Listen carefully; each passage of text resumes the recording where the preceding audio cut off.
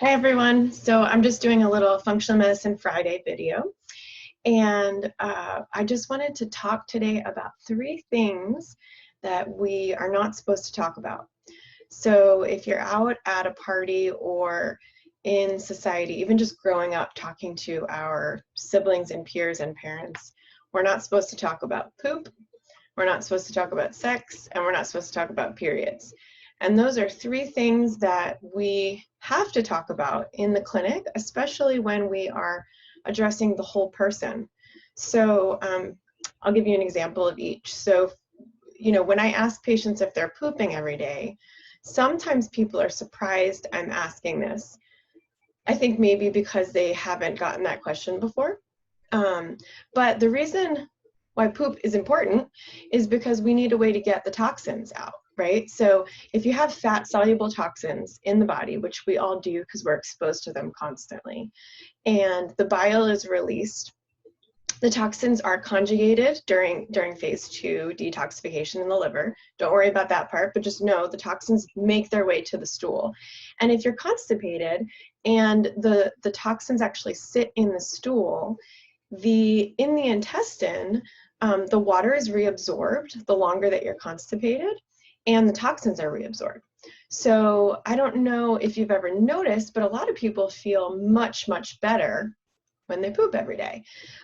In general, everyone should have 7 to 9 bowel movements a week. If you're having 3 or 4 bowel movements a day, that can also be concerning because the transit time is so quick of the stool through the intestine that you are actually not able to absorb all the nutrients from your food, right? So the next thing that we talk about sex, and we talk about sex because your libido or your sex drive can tell me so much about how you're feeling. Are you overwhelmed? Are you stressed? For women, sometimes this emotional connection to their partner really, it can be complicated. However, for men, it's usually pretty straightforward. But the conversation is still important either way. Things like for women, testosterone level can affect their sex drive. Cortisol level can affect your sex drive.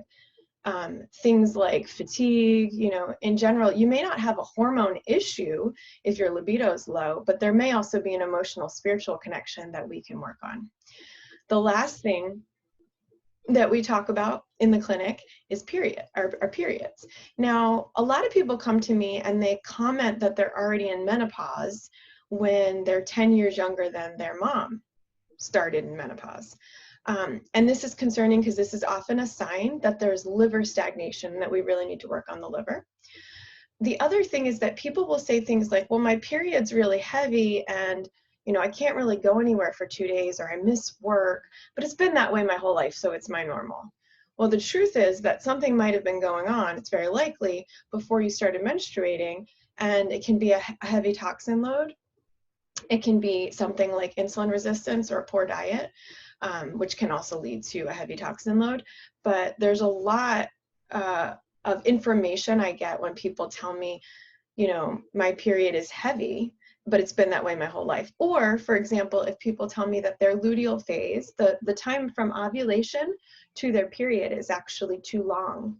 So it's essential. The other thing that I notice with periods is that people are stressed sometimes and they go through a traumatic event, or just, someone near them is sick or ill and their period comes late. And a lot of that, I think, can also be the quality of sleep that we're getting.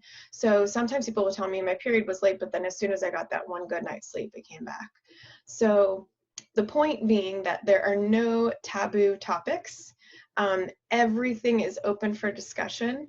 And I think the more comfortable we get talking about poop and sex and periods, the healthier we will be. Have a great day.